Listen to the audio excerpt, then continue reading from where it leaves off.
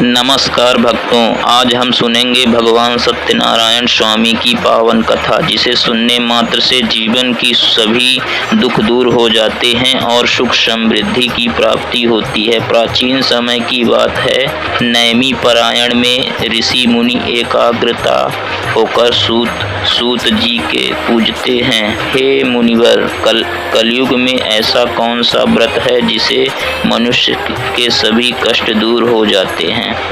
तब सूत जी ने बोले, हे ऋषि मुनियों, मैं आपको भगवान सत्यनारायण की कथा सुनाता हूँ, जो सभी दुखों का नाश करने वाली है।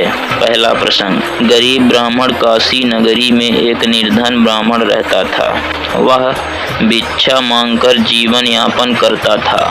एक दिन भगवान विष्णु वृद्ध ब्राह्मण के रूप में प्रकट हुए और बोले, हे ब्राह्मण, तुम सत्यनारायण भगवान का व्रत करो, तुम्हारे सभी दुख दूर हो जाएंगे। ब्राह्मण ने श्रद्धा से व्रत किया और कुछ ही समय में वह धन्य से परिपूर्ण हो गया। दूसरा प्रसंग। लकड़हारा। एक लकड़हारा जंगल में लकड़ी काटता था। उसने ब्राह्मण से इस व्रत के बारे में सुना।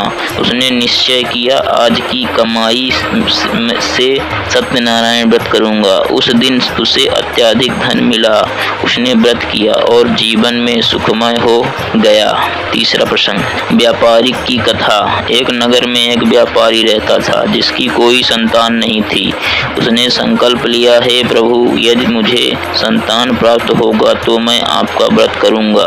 भगवान की कृपा से उसे पुत्र प्राप्त हुई, लेकिन वह व्रत करना भूल गया। समय बीता, पुत्री का विवाह हुआ, फिर भी उसने व्रत नहीं किया। एक दिन वह व्यापार के लिए गया और उस राजा ने उसे चोर समझकर कैद कर लिया। घर में दुख छा गया।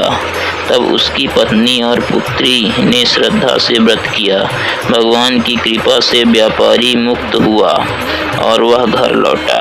उसने व्रत करके भगवान से क्षमा मांगी। चौथा प्रसंग। राजा तुंगध्वज। एक बार राजा तुंगध्वज शिकार पर गया।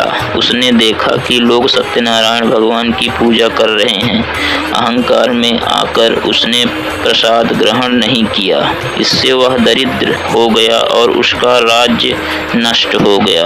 जब उसे अपनी भूल का एहसास हुआ, तब उसने सच्चे मन से व्रत किया और सब कुछ वापस पा लिया।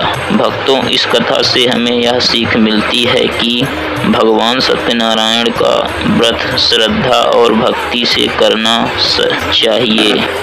प्रसाद और पूजा का कभी भी अपमान नहीं करना चाहिए।